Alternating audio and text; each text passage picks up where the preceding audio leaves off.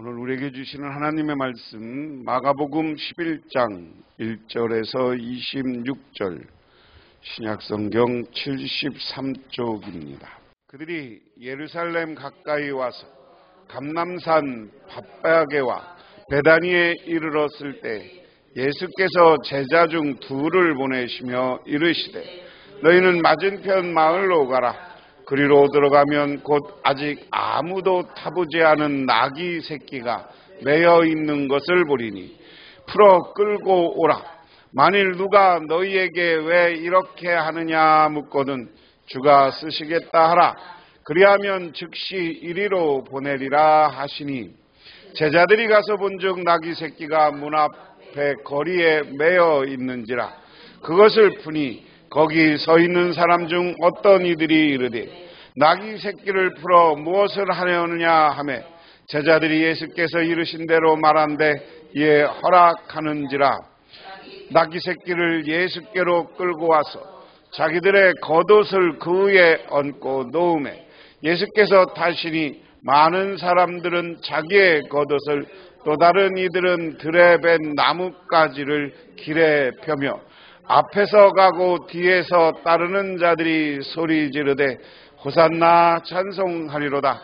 주의 이름으로 오시는 이여 찬송하리로다. 오는 우리 조상 다윗의 나라여 가장 높은 곳에서 호산나 하더라. 예수께서 예루살렘에 이르러 성전에 들어가사 모든 것을 둘러보시고 때가 이미 저물매 12 제자를 데리시고 베다니에 나가시니라. 이튿날 그들이 베다니에서 나왔을 때 예수께서 시장하신지라. 멀리서 잎사귀가 있는 무화과 나무를 보시고 혹 그 나무에 무엇이 있을까 하여 가셨더니 가서 보신즉 잎사귀에 아무것도 없더라. 이는 무화과의 때가 아님이라. 예수께서 나무에게 말씀하여 이르시되 이제부터 영원토록 사람이 내게서 열매를 따먹지 못하리라 하시니 제자들이 이를 듣더라. 그들이 예루살렘에 들어가니라. 예수께서 성전에 들어가사 성전 안에서 매매하는 자들을 내쫓으시매 돈 바꾸는 자들의 상과 비둘기 파는 자들의 의자를 둘러 엎으시며 아무나 물건을 가지고 성전으로 지나다님을 허락지 아니하시고 이에 가르쳐 이르시되 기록된 바 내 집은 만민이 기도하는 집이라 칭함을 받으리라 하지 아니하였느냐.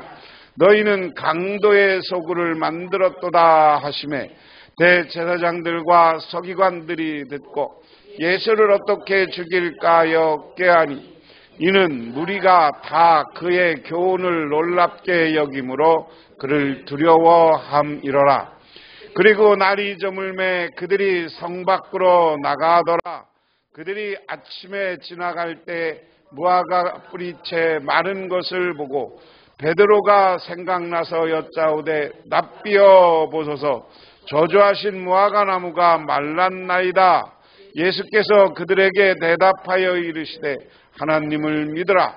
내가 진실로 너에게 이르노니 누구든지 이 산더러 들려 바다에 던져지라 하며 그 말하는 것이 이루어질 줄 믿고 마음에 의심하지 아니하면 그대로 되리라.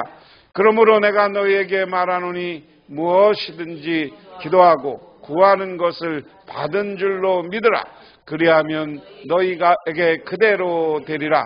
서서 기도할 때에 아무에게나 혐의가 있거든 용서하라. 그리하여야 하늘에 계신 너희 아버지께서도 너희의 허물을 사하여 주시리라 하시니라. 아멘. 2차 대전 중에 자기 병영 가까이 숲에 몰래 기어가는 한 영국 병사가 있었습니다. 그는 즉시 군 상관에게 입첩되었으며 적과 소통하는 간첩이라는 제목으로 기소되었습니다. 그래 왜 산으로 기어갔냐라고 물으니까 그 병사는 한마디입니다. 기도하고 있었다는 것입니다. 장교가 물었습니다. 기도하는 습관이 있는가? 그러니까 네, 그렇습니다 하고 병사가 대답합니다. 그렇다면 무릎을 꿇고 기도해봐 하고 장교가 명령하자 병사는 무릎을 꿇고 기도 중에 그의 영혼을 하나님 앞에 다 쏟아놓습니다.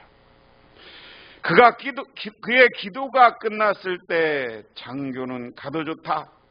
내 말을 믿을 수 있어.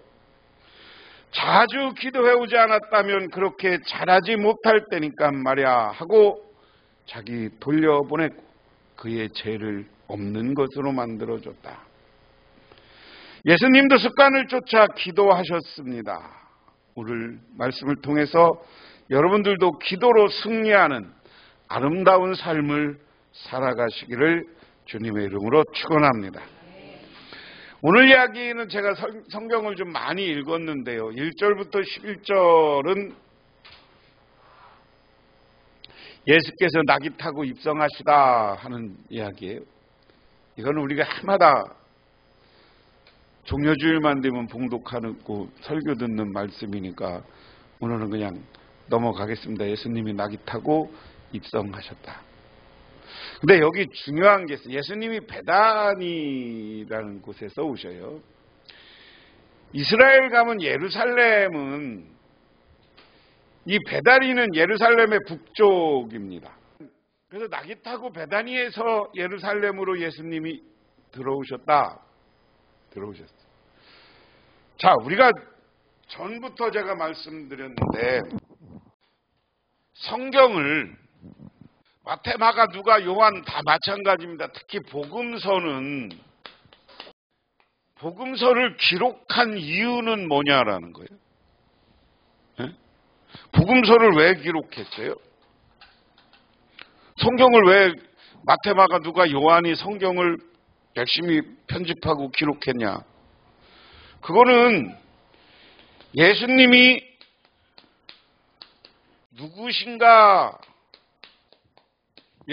누구신가를 증명하기 위한 거예요.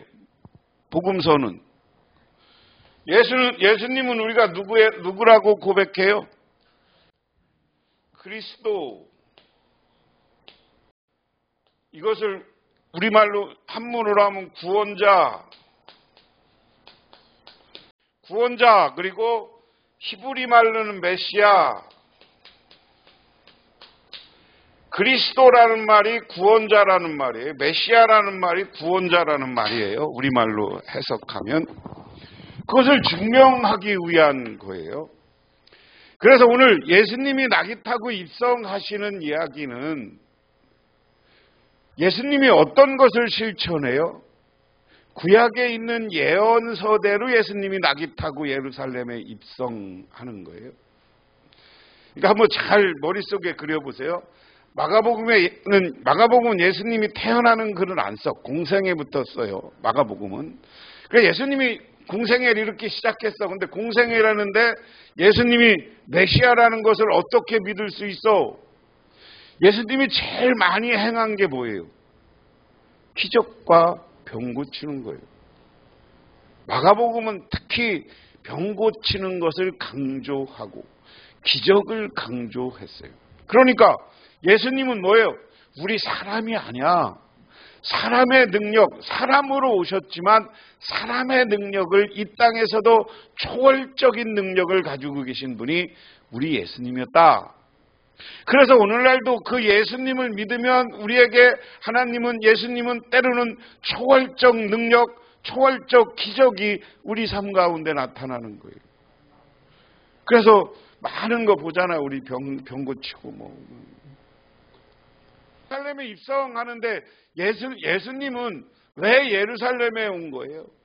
그 당시 많은 사람들은 예수님이 정치적 메시아로 왕으로 등극할 거로 생각하지만 예수님은 여러 번, 3번에 걸쳐서 마가복음에도 내가 팔릴 것이고 저 제사장한테 넘어갈 것이고 내가 죽을 것이고 3일 만에 부활할 것이다 하는 것을 반복적으로 가르쳐줬어요.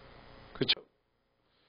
반복적으로 가르쳐주고 이제는 예수님이 왕으로 등극했다면 여러분 나귀를 타고 예수님이 왔다는 것은 뭐예요? 왕이라는 것은 뭐를 타고 왔어야 돼요?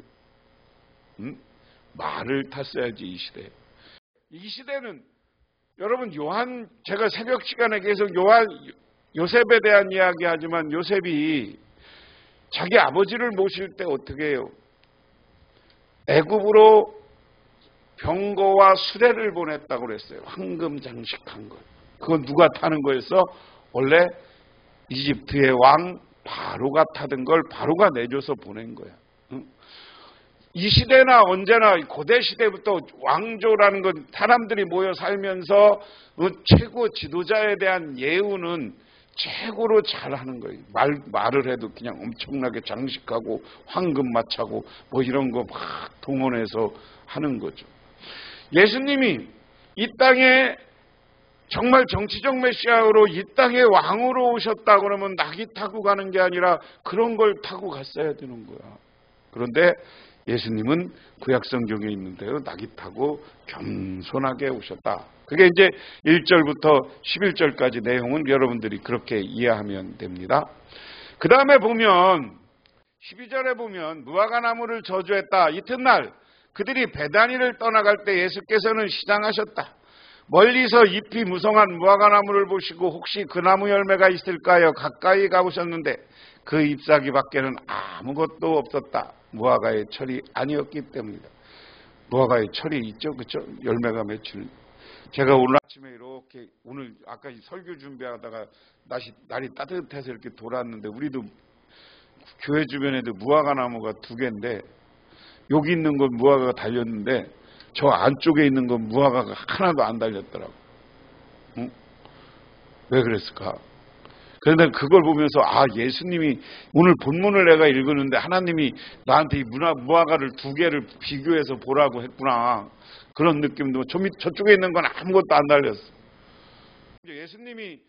예수님이 오늘 베다니에 가서 예루살렘에 입성했다가 시간이 되고 환영받고 쭉 이제 그 다음에 사람들이 자기 옷을 종려나무를 쭉 깔기도 하고 겉옷을 까서 예수님을 환영했어. 그리고 그 오늘 말씀에 보면 11절에 보면 그 환영식을 받고 다시 베다니로 갔어요. 베다니에 예수님은 예루살렘에 올 때마다 베다니에 머물렀다고 그랬어요. 그게 누구의 집이에요?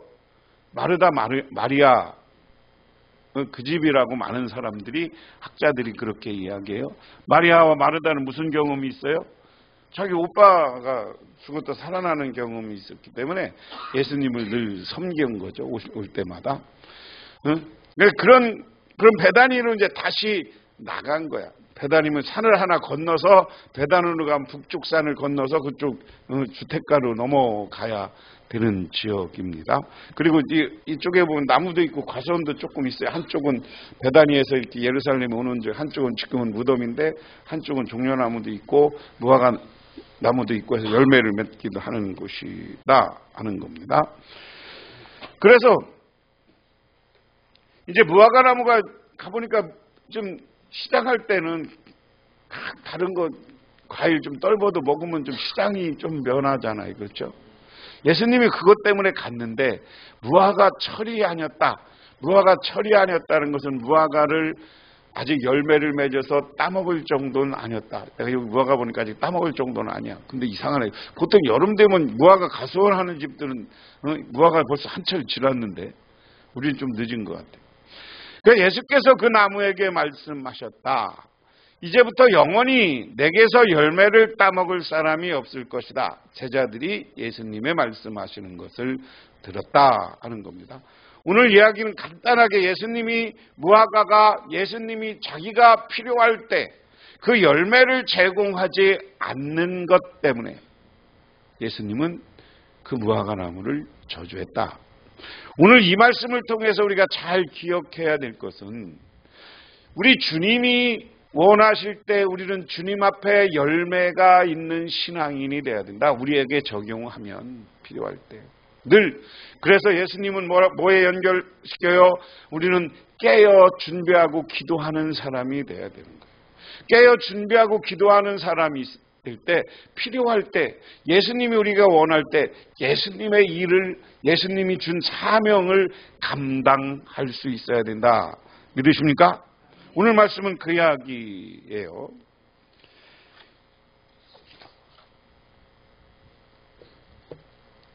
제정 러시아 시대 페테르부르크라는 곳이 있었습니다.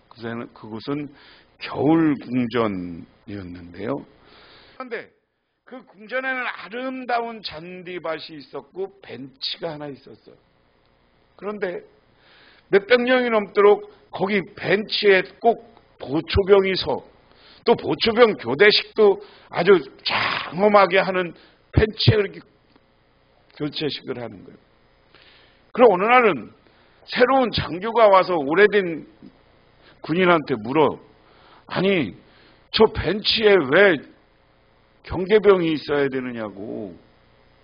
왜 벤치에 경계병을 세우냐고. 아니, 문을 세우고 그랬더니 그 사람이 하는 말이 한 100여 년 전에 거기에 페인트 칠했는데 공주님이 앉았다가 옷 버려서 옷을 버려갖고 그 다음부터 저 사람들을 옷을 여기 앉으시면 안 됩니다. 그거 해주려고 했는데 200년 지나도 그만하라는 말이 없어서 그냥 쭉 하고 있다는 거예요. 이야기는 뭐냐면 우리들이 잘못된 습관, 모르고 하는 습관들이 얼마나 무서우냐라는 거예요. 우리가 신앙생활하면서 정말 과거의 것, 우리가 유교적인 것, 그런 거 이런 것 가지고 있으면 빨리 탈피해야 돼요. 그게 성령 충만해서 성령으로 잘못됐다고 생각하고 잘못된 관습이나 관행은 버려야 되는 거예요. 그래서 늘 새로워져야 되는 거예요. 새술은 새 부대에 담으라고 한 거죠. 그래서 오늘 예수님은 오늘 그 다음에 무슨 이야기냐면 예수님이 성전을 정결케 하는 이야기 때문에 내가 이 말씀을 하는 거예요. 성전 정결케 하는 사건은 뭐냐? 여러분, 여기에서 예수님을 우리가 세상을 살아가면서 아무리 뭐라고 해도 가장 중요한 문제가 뭐냐면 돈 문제예요. 예수님하고 이 바리새인들 율법학자들하고 왜 계속 싸우느냐? 돈 때문에. 제사장들하고 계속 싸우는 이야기가 왜 돈 때문에 그래요? 이스라엘 레위기에 보면 이 제사법에 소를 바칠 때는 지금 세계에 그 소가 유전적으로 안 남아서 지금 유대인들은 그 소를 복원하라고 그래요. 붉은 소랍니다. 붉은 소를 하나님한테 바쳐야 되는데 그게 성결한가 성결치 않은가의 기준을 누가? 제사장이 하는 거야. 그런데 누가 나중에 제사장들이 어떻게 규정을 하느냐? 붉은 소 중에 다른 색깔의 털이 3개만 있어도 불경한 거다. 그리고 제물로 자신이 없다. 양도 마찬가지. 양들이 조금이라도 상처가 있으면 하나님께 드릴 수 없다. 왜? 집에서 양을 끌고 오다 보면 상처가 나요, 안 나요? 나지, 자기 걸 가져오다 보니까. 그래서 이것이 그 당시 제사장들이 교묘하게 이상한 율법과 규례를 만들어서 집에서 가져오지 마라 그래. 그리고 어떻게? 와서 살아. 그런데 이 제사장들이 이중적으로 이득을 취해요. 성전에서 사용하는 돈과 이 당시 이스라엘에서 일반 시장에서 쓰는 돈이 달랐어요. 그게 가이사라 논쟁이야. 이스라엘에서 일반 시장에서 쓰는 건 로마의 동전을 썼단 말이에요. 로마의 동전에는 가이사라가 그려져 있어. 로마의 황제 얼굴이 그려져 있는 거예요. 그래서 묻는 거야. 성전할 때는 성전에만 바치는 거룩한 돈이 따로 있었어요. 그러니까 어떻게 해야 되느냐?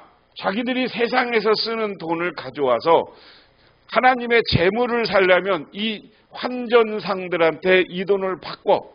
그러니까 환전으로 이 제사장들과 환전상이 폭리를 한번 취해. 그리고 이걸 가지고 그들이 비둘기를 사든 양을 사든 소를 사든 비싼 가격에서. 그래서 대제사장을 중심으로 한 제사장들과 거기 상인들과 이 돈 이권으로 지금 뭉쳐져 있는 거예요. 왜 예수님이 성전을 뒤엎냐? 오늘 여기 보면 그 돈을 뒤엎었다고 그랬어요. 환전상을 뒤엎었다. 그게 가장 타락의 핵심이기 때문에. 우리의 신앙은 뭐냐? 하나님 앞에 우리가 바르게 사는 것은 가장 중요한 것은 뭐냐면 돈에 대한 욕심이 아니라 하나님을 향하는 마음이 중요한 거예요. 하나님은 늘 그 욕심을 버리고 하나님을 향한 마음을 가지라고 그래요. 그게 믿음의 생활이고 그게 신앙생활. 그렇다고 뭐 세상에 돈을 아주 안 가질 수는 없는 거고 제가 여기다 욕심이라는 표현을 썼어요. 근데 이 제사장들이 욕심 부리는 거 아니에요? 무슨 욕심? 돈 욕심. 그런데 예수라는 사나이가 나타나서 지가 하나님의 아들이라고 그러면서 그거 가이사라는 가이사에게 여기에 바치라고 하고 그리고 예수님의 인기가 점점 높아지고 지금 예수님이 와서 성전을 정결케 합니다. 그럼 예수님이 가르쳐주시면서 말씀하셨다. 기록된 바 내 집은 기도하는 집이라 불릴 것이라 하지 않았냐. 그런데 너희는 그곳을 강도의 수굴로 만들어버렸다. 강도라는 건 강제로 가난한 백성들 돈을 환율과 그리고 비싼 것을 통해서 고리대금업 비슷한 걸 통해서 강도처럼 뜯어가. 그것을 오늘 예수님이 설명하는 겁니다. 대제사장들과 율법학자들이 이 말을 듣고서는 예수를 없애버릴까 하고 방도를 찾고 있었다. 그들은 예수를 두려워하고 있었던 것이다. 무리가 다 예수의 가르침에 놀라고 있었기 때문이다. 오늘 이게 중요한 거예요. 대제사장들이 자기의 이권이, 자기의 수입이 자기가 더 잘 살아고 부자로 살아야 되는데 그 욕심 부리는 것이 끝날까봐 두려워했다. 그렇기 때문에 예수님을 빨리 죽이려고 모의를 하는 장면입니다. 그 다음에 이제 날이 저물매 성 밖으로 나갔다. 저녁 때가 되면 제자들은 을에 성 밖으로 나갔다. 이게 아까 두 번째입니다. 예루살렘에서 한번 나갔다가 들어오고 성전을 오늘 정화시키고 또 어두워지니까 나갔어요. 그 다음에 오늘 중요한 건 무화과 마른 것에 대한 교훈입니다. 이른 아침에 그들이 지나가다가 무화과 나무가 뿌리채 말라버린 것을 보았다. 예수님이 저주하고 이틀째 되는 날 아침에 보니까 그 날짜로는 3일이죠. 저주하고 하루 들어왔었고 또 나갔다 들어오는 3일째 되는 날 무화과 나무가 뿌리채 말랐습니다. 예수님이 뭐라고 그랬어요? 너에게서 열매를 따먹는 일이 없을 것이다. 그건 죽으라는 얘기죠. 나무가 죽으라는 얘기죠.